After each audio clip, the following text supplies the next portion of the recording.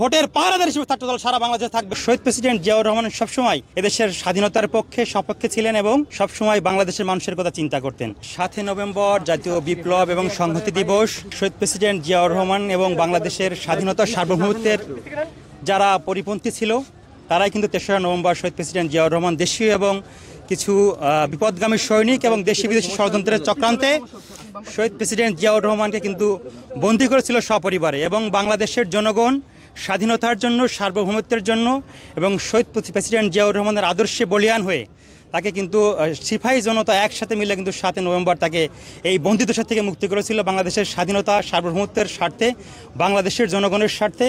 এবং শহীদ প্রেসিডেন্ট জিয়াউর রহমান সবসময় এদেশের স্বাধীনতার পক্ষে সপক্ষে ছিলেন এবং সবসময় বাংলাদেশের মানুষের কথা চিন্তা করতেন।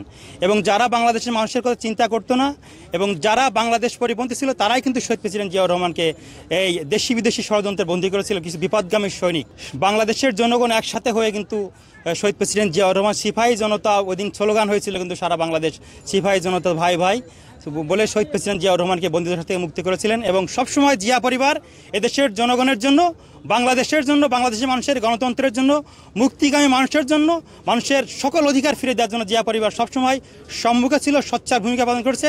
সেটা শহীদ প্রেসিডেন্ট জিয়াউর রহমান, দেশনেত্রী বেগম খালেদা জিয়া এবং এই 24 এসে আপনারা দেখেছেন যে তাদের সুযোগ্য সন্তান দেশনায়ক জনাব তারেক রহমান বিদেশে থেকে বাংলাদেশ থেকে কিন্তু তাকে বিতাড়িত করা হয়েছিল। বাংলাদেশ থেকে তাকে রাজনীতি থেকে তিনি না করতে পারেন, সকল ষড়যন্ত্র করা হয়েছিল 1/11-এ। কিন্তু তারপরেও উনি শহীদ প্রেসিডেন্ট জিয়াউর রহমানের সন্তান, দেশনেত্রী বেগম খালেদা জিয়ার সন্তান, বিদেশের থেকে কি করে বাংলাদেশের মানুষের জন্য কাজ করা যায়, স্বাধীনতার সার্বভৌমত্বে মানুষকে উদ্বুদ্ধ করা যায়, সেই লক্ষ্যে কিন্তু কাজ করে গেছেন। এবং আমরা আবারও ফ্যাসিবাদ মুক্ত বাংলাদেশ পেয়েছি 24-এ এসে।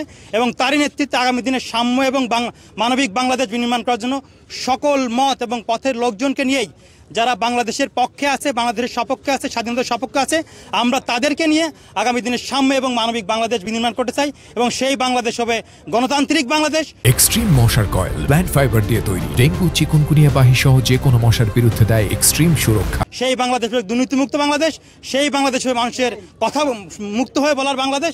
এবং যে বাংলাদেশে কোনো বৈষম্য থাকবে না, কোনো ভেদাভেদ থাকবে না, বাংলাদেশের মানুষ সকল নাগরিক সুবিধা ভোগ করবে। এবং বাংলাদেশের মানুষের জন্য বিএনপি, ছাত্রদল, যুবদল, বিএনপি এবং বিএনপির যত অঙ্গ সংগঠন আছে, ভারপ্রাপ্ত জনাব তারেক রহমান, বিএনপি ভারপ্রাপ্ত চেয়ারম্যান জনাব তারেক রহমানের নেতৃত্বে একসাথে আমরা একতাবদ্ধ কাজ করতে হবে, সেই প্রত্যয় ব্যক্ত করছে আজকে শহীদ প্রেসিডেন্ট জিয়াউর রহমানের মাজার থেকে। 17 বছর কিন্তু বাংলাদেশের মানুষ ভোট দিতে পারেনি। ভোটের একটা আক্ষেপ আছে মানুষের মাঝখানে যে ভোট দিতে চাই। আমরা মানুষের সেই আক্ষেপের আমরা মানুষকে বুঝেই আমরা চাই যে বাংলাদেশে যত দ্রুত সম্ভব একটি ভোট হওয়া উচিত। এবং বিগত দিনে আমরা দেখেছি একটি দলের ছাত্র সংগঠনগুলো কী করে ভোট ডাকাতি করছে।